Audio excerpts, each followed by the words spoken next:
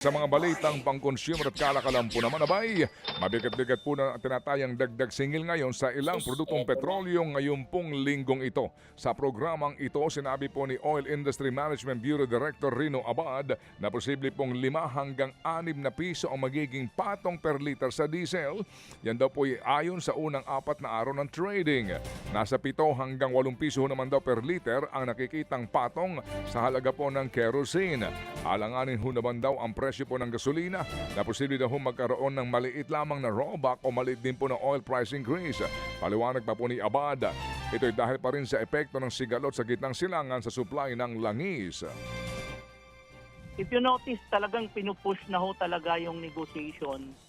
Ayaw bitawan na yan ng US kasi alam na rin nila, nararamdaman nila na hindi pwede ma-prolong yung mga around 10 million barrels na hindi na ilalabas sa Persian Gulf.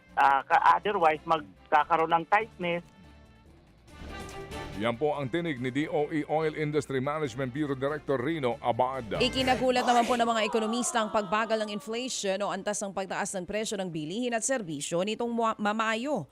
Sa datos nga po ng Philippine Statistics Authority o PSA, naitala sa 6.8% ang inflation noong nagdaang buwan. Mas mabagal po yan kumpara sa 7.2% na naitala noong Abril at mas mababa rin sa 7.1 hanggang 7.9% na pagtataya ng Bangko Sentral ng Pilipinas.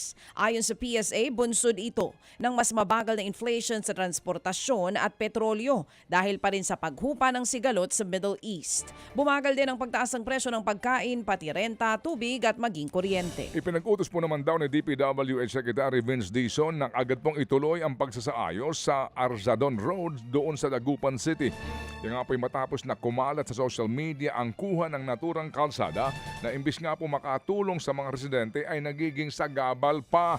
Sa video nga po ng isang netizen, makikitang tinaasan po ang bangketa pero lubog pa rin ang mismong kalsada kung saan naiipon na rin po ang tubig. Ayon po sa DPWH Region 1, nakatakdang muling simulan ngayong araw ang konstruksyon sa naturang kalsada. Matumal pa rin daw ang bentahan po ng school supplies dyan sa Baclaran ngayong weekend. Yan po'y kahit balik eskwela na mga chikiting sa pampublikong paaralan ngayong araw ng Lunes. Tingin ng ilang tindero, dinadaanan ng mga magulang sa pag-add to cart o online shopping ang pamimili ng school supplies. Sa inspeksyon po ng DTI, nakitang mas mababa sa suggested retail price ang presyohan ng school supply sa Baclaran. Malaking ginhawa yan sa bulsa ng mga magulang na gustong humabol ng pamimili at hindi na kayang maghintay ng delivery ng online shopping. Mga kapatid, patuloy po kayong tumutok sa 105.9 True FM para sa totoong balita, impormasyon, music and entertainment. Mag-subscribe sa aming YouTube channel at podcast at sundan nyo kami sa Facebook, Instagram, X at TikTok sa True Network PH. Bisitahin din po ang aming official website, truefm.ph. At panoorin din kami sa True TV Signal, Channel 19. Kami po ang 105.9 True FM. Laging true sa'yo, kapatid.